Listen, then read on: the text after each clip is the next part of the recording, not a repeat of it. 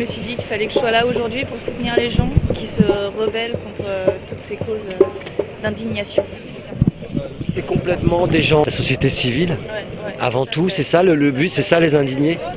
Ben, les indignés, je pense, d'après moi, c'est reprendre son pouvoir politique en fait. C'est qu'on l'a délégué et ils font rien de bien avec ça. Du coup, un jour ou l'autre, on reprend ce pouvoir et on agit. Quoi bah, écoutez, chacun vient avec sa sensibilité puisque ce sont juste des individus qui se sont unis sous la bannière des indignés, donc on ne peut pas dire qu'il y ait des mots d'ordre au sens politique du terme. Chacun vient avec ce pourquoi il est mobilisé. Alors il y a des gens c'est l'aspect économique, il y en a d'autres c'est l'aspect écologique, d'autres c'est la défense des libertés, une réelle démocratie.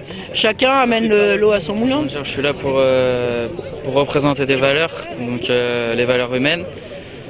Après, j'en ai marre de voir toutes ces tours, tous ces PDG se gaver d'argent. Donc c'est surtout ça qui m'indigne aujourd'hui, puisqu'il y a des gens au chômage et qui crèvent dans la rue, dans le monde, et ces gens-là, ils se lèvent le matin, ils s'en fichent, et voilà. Là, vous êtes sensible à cette cause, vous ? Pas du tout. Non. Clairement, pas du tout. Je sais ce qu'ils font, je sais pourquoi ils sont là. Maintenant, s'ils sont là, ils sont pas au travail. Alors, il n'y a qu'en travaillant qu'on pourra faire quelque chose. Surtout, ce qu'on lui explique, c'est que nous, on bosse là. Il y a une construction, c'est ça qu'on comprend quand on est à l'intérieur, qu'on comprend pas quand on est à l'extérieur. On a l'impression que c'est un gros bordel ambiant. Moi, j'ai l'impression de bosser encore plus qu'avant. Là, j'ai donné ma démission de mon travail, j'y croyais plus du tout.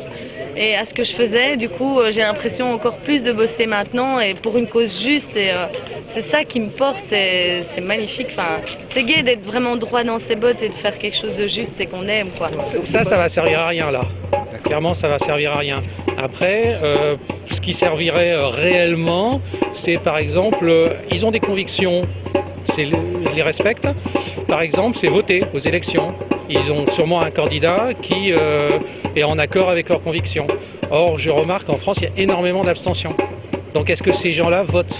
C'est à ce moment-là qu'on peut changer quelque chose. C'est en fait l'intérêt d'être là et de s'organiser, c'est qu'en fait ça crée des dynamiques de travail, ça crée des connexions entre les gens qui peuvent ensuite le reproduire ailleurs. C'est pas un sitting, c'est pas tout ça, ça n'a rien à voir. Ici c'est des groupes de travail. On travaille, on met en place une constitution, on écrit des choses à l'échelle internationale. Il faut savoir que dans chaque ville de France, chaque grande ville de France, il se passe ça.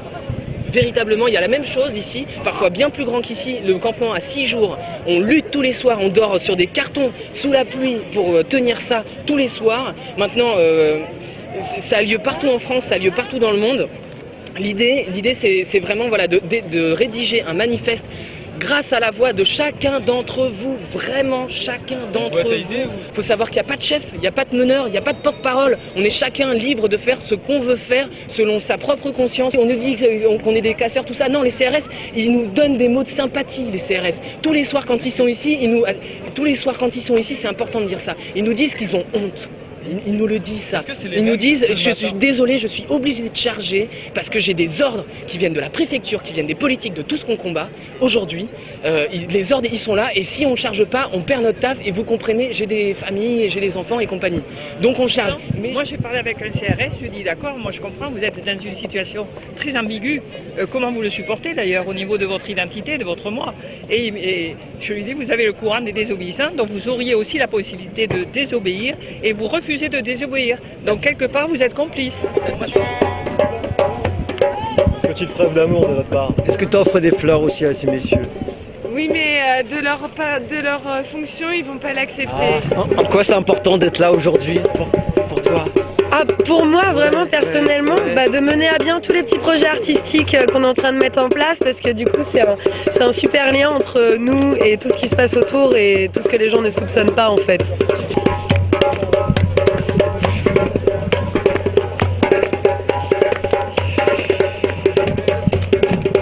La plupart des gens qui passent là, c'est vraiment la solidarité, les gens qui passent, qui nous emmènent là. Les gens qui viennent nous donner aussi des choses, nous ravitailler, ça je trouve ça énorme. On a eu un monsieur qui est venu le premier jour, le premier matin, la première personne qui arrivait avec 3 baguettes et un camembert pour nous les filer. C'était un monsieur d'à côté, de Puteaux, qui était gaulliste de la première heure et sur lesquels on partage pas forcément toutes les idées, mais qui était d'accord sur le fond avec nous, sur lequel on a pu échanger. Hier, et voilà. Je sais pas, sur une centaine de personnes à qui j'ai donné des tracts, il y en a 2 qui m'ont dit vous me faites chier et tu m'emmerdes. Ah ouais, ils arrivent dès le matin avec le café, les croissants, il y a les légumes. Aujourd'hui, oui. Aujourd'hui, c'est le jour que tout le monde croit que la plénitude de la félicité, c'est le matériel. En le moment que toute la personne voit le consentiment, le desprendimiento, arracher l'amour pour le matériel, c'est la libération du corazon. Parce que les gens vraiment donnent beaucoup des couvertures, de la nourriture, des plats chauds, des restaurateurs, tout ça, tout le monde se mobilise. Et ça, c'est plutôt, oui, c'est parce qu'on a connu des conflits qui tournaient à vide, parce qu'ils n'avaient pas de soutien. Mais en fait, on a tous le sourire parce qu'on est vraiment tous contents d'être là et en plus on se sent vraiment utile ici en fait. Dis-moi, ce que je vois, c'est un mouvement qui s'organise. Ouais, alors il y avait une commission nouvelle qui est créée. Elle n'existait pas, c'est la toute nouvelle qui vient d'être créée. En fait, on a eu des sollicitations de la part d'enfants qui regardaient les panneaux peints et tout. Et on leur a dit, venez, on vous fait peindre, etc. Et après, on s'est dit, bon, il faudrait quand même leur faire un espace un peu agréable. Comment ça s'est passé ce matin parce que vous avez été réveillés? On a été réveillés aux aurores, ouais. Ils sont venus enlever les cartons.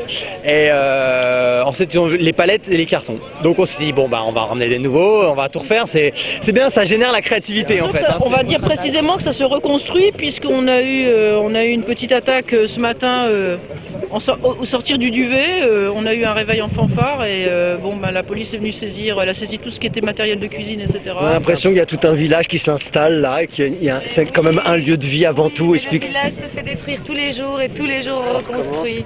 Ça a été très dur ce matin? Oui. C'était pas gagné, hein? Non. Parce que je vous ai vu quand je suis arrivé, tout le monde s'activait pour tout reconstruire et tout ça. Ouais, ils ont un peu ils ont détruit la cuisine. Comme d'habitude, tous les jours, ils essayent de faire des attaques en enlevant les cartons, les bâches. C'est pas trop épuisant, ça? Vous n'avez pas envie d'abandonner du coup? Non, ça nous motive encore plus. Et les gens qui nous ont donné à manger ou des couvertures donnaient autant aux gens qui vivent dans la rue, alors on serait dans un monde merveilleux. Tu te rends compte pas? Mais c'est pas obligatoire que tout le monde reste sur toute la nuit. L'objectif, c'est que tout le monde participe un peu à un moment donné. Donc amener quelques légumes ou de l'eau chaude, t'es pas obligé de rester toute la nuit, vaille que vaille, on lâche rien. Voilà, il y en a, ils sont là pour ça, et tant mieux, et d'autres pour les supporter. Et c'est cette dynamique-là, c'est ça l'occupation. Vous participez aussi.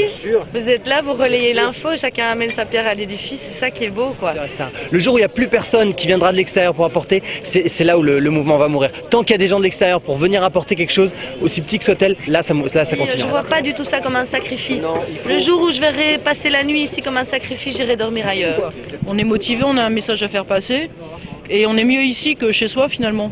Parce qu'il y a beaucoup de fraternité, une très bonne entraide et on est content d'être entre nous vraiment. Il y a un fonctionnement qui a été mis en place depuis 8 mois. C'est un petit fonctionnement de société, c'est très simple, très basique. Vous allez avoir une assemblée là qui va vous initier un peu à tout ça. Voilà. Est-ce qu'on descend tous, est-ce qu'on fait une pause tranquillement? Il faut un peu qu'on s'organise, même si effectivement, il n'y a pas une organisation. Mais là, vous voyez, déjà en assemblée, on a l'habitude nous de s'asseoir. Voilà. Alors, c'était qui le tour de parole? Josiane, donc, avait demandé la parole. Voilà, j'espère qu'elle est encore là. Voilà, bonjour à tous. Donc, moi, je voudrais parler des grandes tours qui nous entourent ici à la Défense. Donc, de ces grands empires, Areva, EDF, SFR et compagnie. Et on sait qu'à la tête de ces empires, il y a quelques personnages, des vrais rapaces, qui achètent un petit peu tout pour grossir et grossir encore en exploitant un maximum les salariés. Et donc on sait qu'il va falloir changer ces règles de jeu-là, il va falloir qu'on change les choses dans les entreprises, il va falloir s'approprier nos rôles dans les entreprises. Il faut arrêter avec la hiérarchie, on en a marre de la hiérarchie. On en a marre du management, enfin ce mot-là je l'aime pas, mais voilà, c'est comme ça. Ils veulent nous écraser dans nos entreprises, eh bien il faut reprendre le pouvoir dans les entreprises.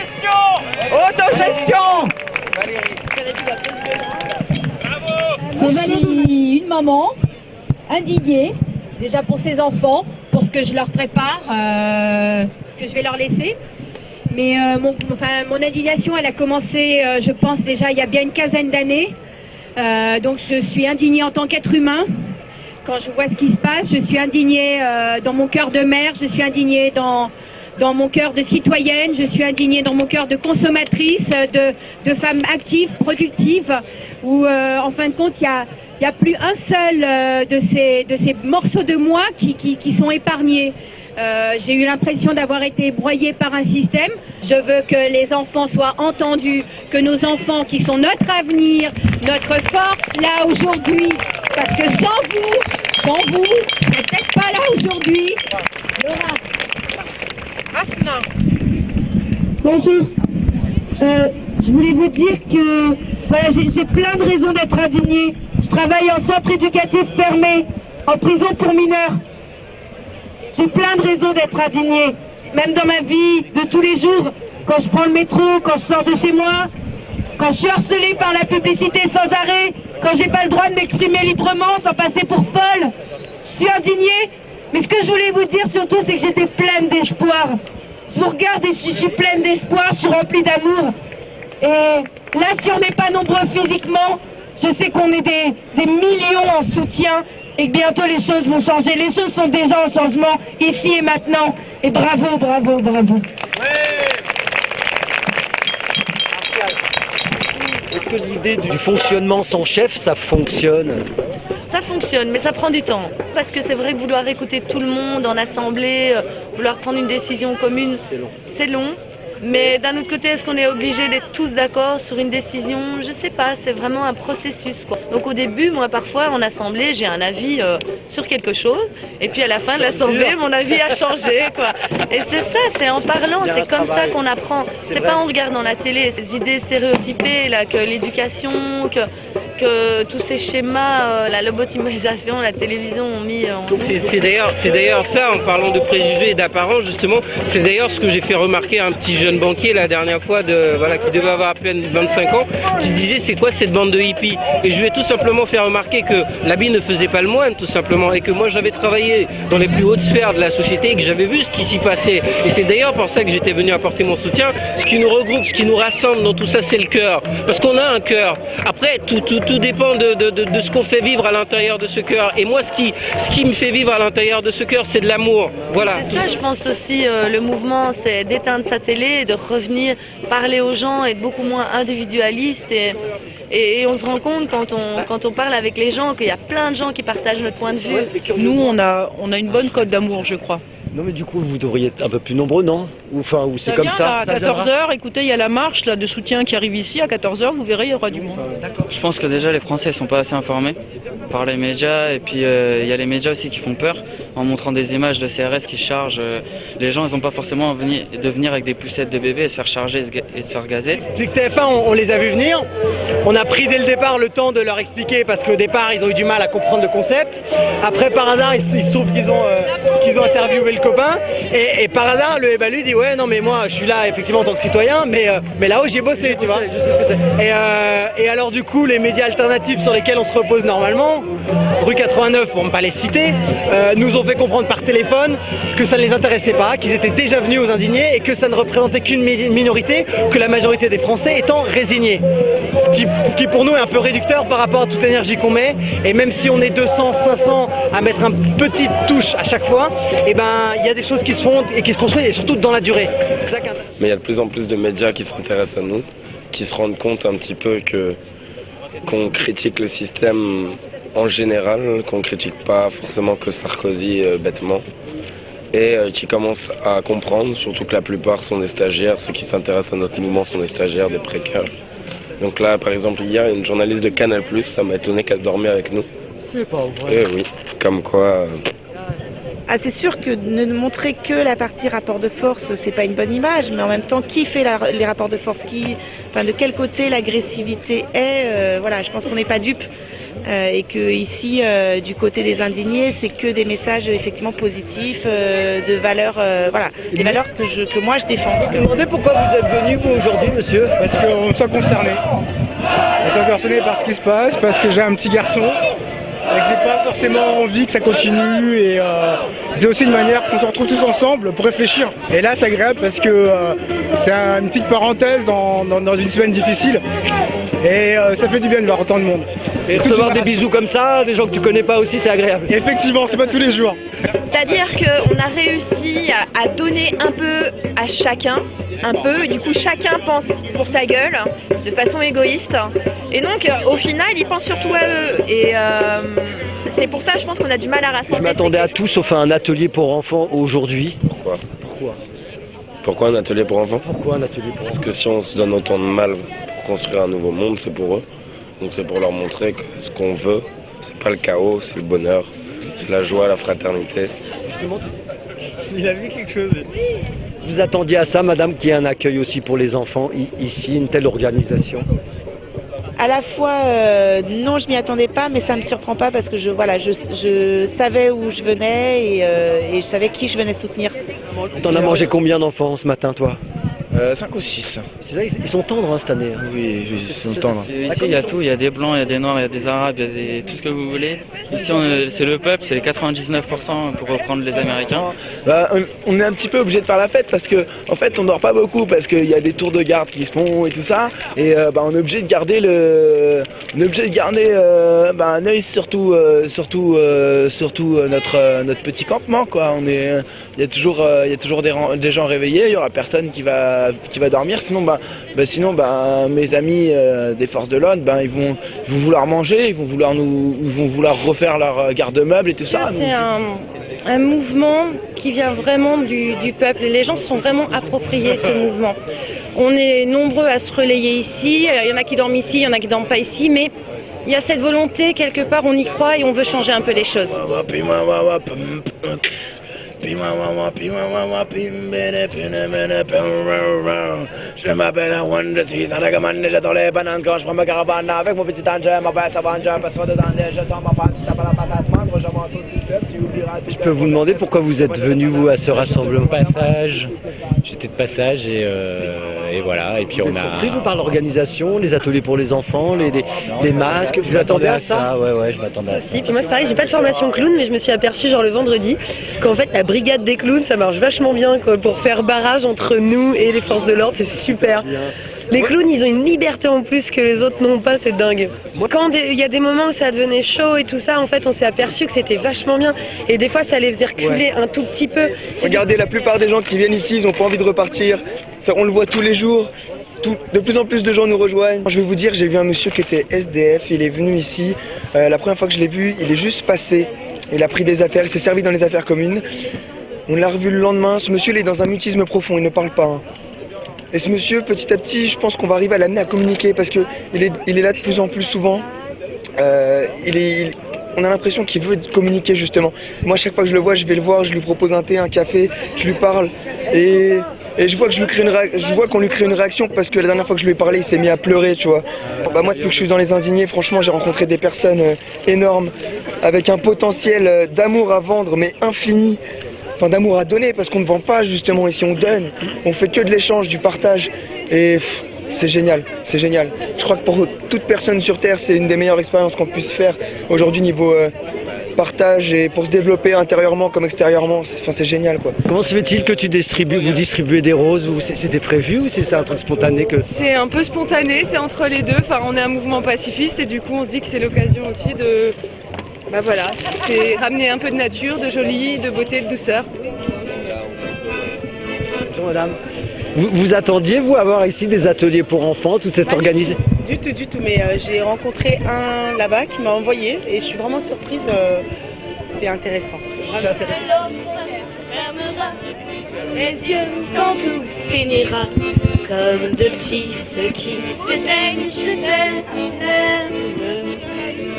Et qui de nous choisira paumé à terre flora la couleur du chrysanthème, je t'aime. Je me fous pas mal des oracles, les abrutis du zodiaque disent que je ne mets pas dans mon thème, je t'aime. Tu vois, on ne peut rien prévoir, et puis j'ai de ça.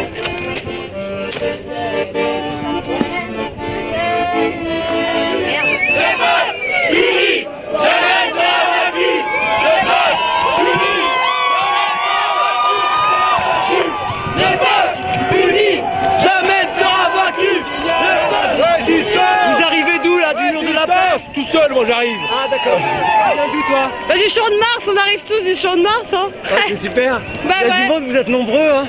On est nombreux, ouais, ça fait plaisir. Mais surtout, non, ce qui était génial, c'est que les gens autour de nous étaient hyper réceptifs, hyper souriants. Et, ah ouais, on est avec vous, c'est génial. Non, mais c'est vachement bien. C'est ça les indignés, c'est comme ça. Mais ouais, c'est vrai, c'est vraiment.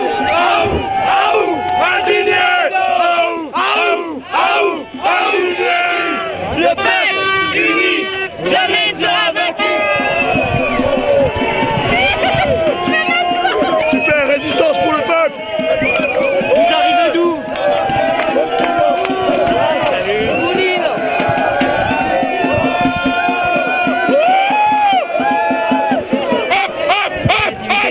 Voilà, on est le peuple, on est 99% et on est de plus en plus.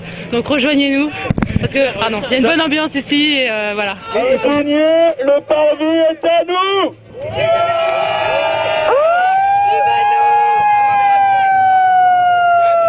Moi, ça me choque un peu quand j'entends ouais, pas de politique et tout ça.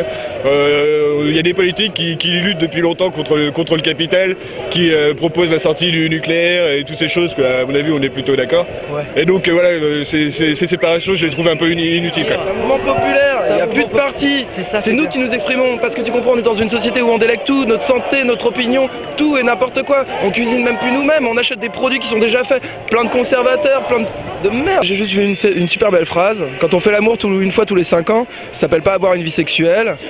Et quand on vote une fois tous les 5 ans, ça s'appelle pas la démocratie. Voilà. D'accord.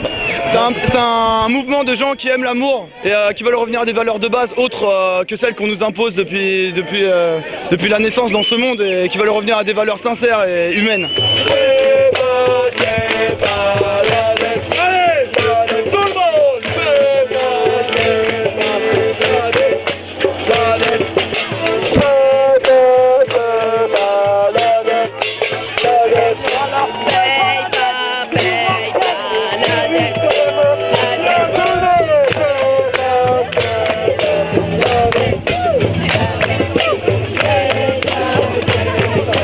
Le bonheur, ça s'achète. C'est pas cher. Et ça s'achète. Non. On lâche rien. Walou. On lâche rien.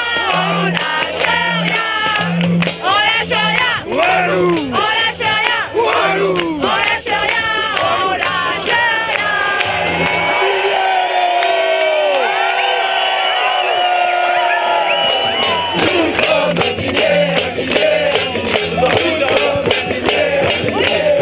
Il faut que ça continue. Il faut que ça continue comme ça, dans la joie, dans la bonne humeur et dans la non-violence surtout. C'est pour ça aussi qu'on amène nos enfants pour montrer qu'on n'est pas là pour casser. On est juste là pour eux. Pour eux.